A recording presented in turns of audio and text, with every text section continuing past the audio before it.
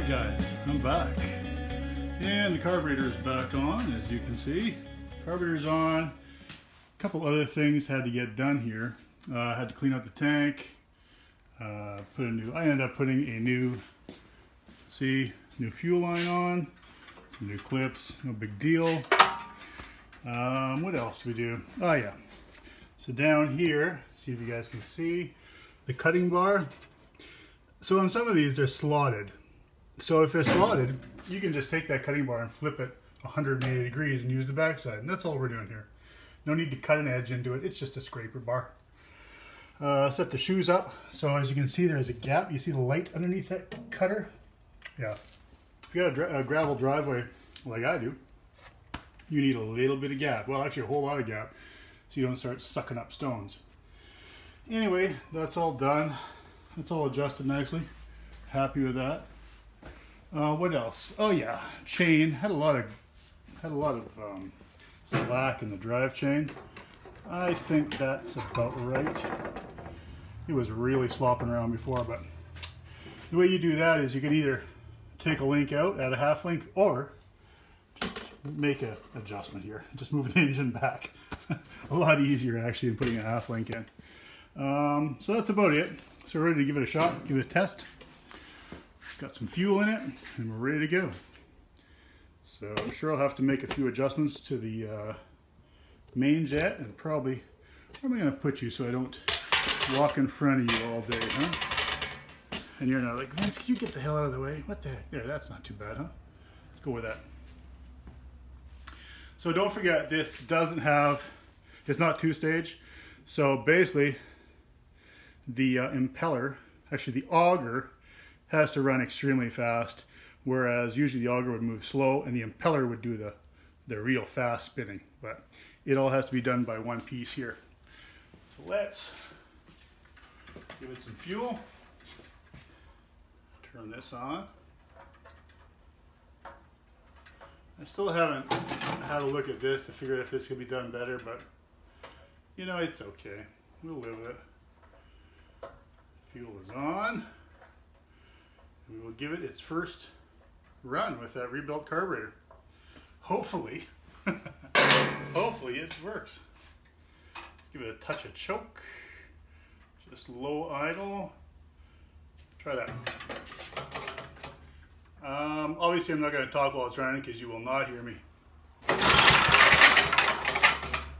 little more choke, huh?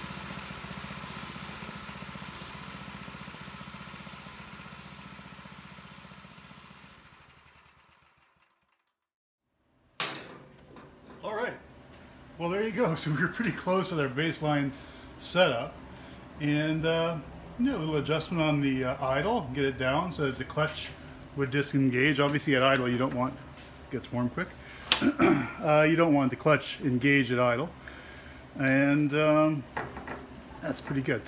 And the main jet, just so you know, the way you adjust the main jet is you lean it out until it starts to fumble, you turn it back to where it does it, and then you enrichen it to where it does start to fumble again from too much fuel, and you back it in just a touch to just where it almost fumbles from being rich. And the reason you do that is because once you put load on it, blowing snow,